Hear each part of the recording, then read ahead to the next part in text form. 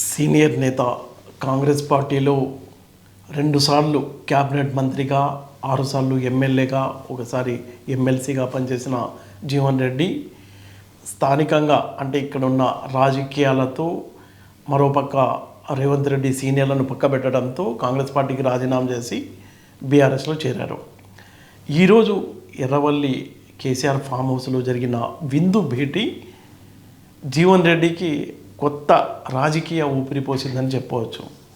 ఆయన first time అంటే Erravalli form హౌస్లోకి వెళ్ళి కలిసినప్పుడు కేసీఆర్తో, అన్నా నన్ను మీతో కలిసి పనిచేయమని ఆ దేవుడే పంపించాడంటూ భావోద్వేగంతో ఆయన పలికిన పలుకులు వైరల్ అవుతున్నాయి.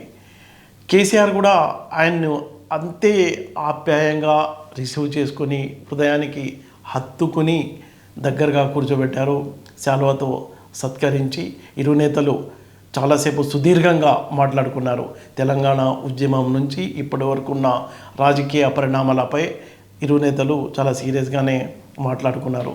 అయితే కాంగ్రెస్ పార్టీలో తాను ఎలాంటి ఇబ్బంది ఎదుర్కొన్నారు, ఆత్మగౌరవం దెబ్బతినేలా రేవంత్ సర్కార్ ఎలా వ్యవహరించింది అనే అంశాలని పూసగొచ్చినట్టు జీవన్ రెడ్డి కేసీఆర్కు ఈ సందర్భంగా వివరించారు. ఆయన ధైర్యం చెప్పడంతో పాటు గతంలో విషయాలు తెలంగాణకు సంబంధించిన తెలంగాణలో బీఆర్ఎస్ పార్టీని మరింత బలోపేతం చేయడానికి అనుసరించాల్సిన వ్యూహాల్ని కూడా ఒక రోడ్ మ్యాప్ను కూడా ఇరు నేతలు మాట్లాడుకున్నట్టు తెలుస్తుంది. అయితే త్వరలో సెక్రటరీ జనరల్ హోదాతో జీవన్ రెడ్డిని బీఆర్ఎస్ పార్టీ సత్కరించనుందన్న ప్రచారం కూడా జరుగుతుంది.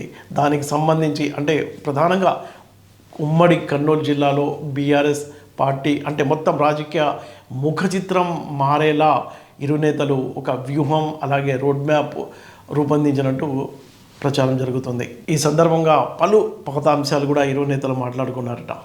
2014లో బీఆర్ఎస్ పార్టీ అధికారంలోకి వచ్చినప్పుడు కాంగ్రెస్ పార్టీ నుంచి జీవన్ రెడ్డి గెలుచున్నారు ఎమ్మెల్యేగా.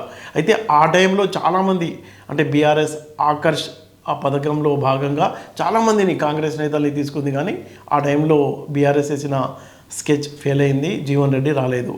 ఆ కోరిక కేసీఆర్కు 2014లో ఉన్న కోరిక ఇప్పుడు అంటే ఈరోజు తీరిందని ఇరు నేతలు మనస్ఫూర్తిగా మాట్లాడుకున్నారు. ఒకప్పుడు పరస్పర విరుద్ధంగా ఒకళ్ళని చూసి ఒకళ్ళు చాలా ఆగ్రహంతో తిట్ల వర్షం కురిపించుకున్న ఇద్దరు నేతలు ఒక గొడుగు కిందకు వచ్చారు. దీంతో కాంగ్రెస్ పార్టీలో అసహనంతో కొంతమంది జీవన్ రెడ్డి బాట పట్టవచ్చు అన్న ప్రచారం కూడా జరుగుతుంది. జీవన్ రెడ్డి ఎవరైతే కాంగ్రెస్ పార్టీలో ఉన్న అసహనంతో ఉన్న వారికి ఒక అడ్రస్లా మారే అవకాశం కూడా ఉంది. ఇరు నేతలు కూడా చాలా ఆప్యాయంగా చాలా అంటే తెలంగాణకు సంబంధించి పార్టీకి సంబంధించి కాంగ్రెస్ పార్టీకి సంబంధించిన అంశాలని చాలా ఆప్యాయంగా మాట్లాడుకున్నట్టు ఆ సమావేశంలో కేటీఆర్ అలాగే కరీంనగర్ జిల్లాకు చెందిన బీఆర్ఎస్కి సంబంధించిన పలువురు నేతలు కూడా ఈ కార్యక్రమంలో విందులో పాల్గొన్నారు.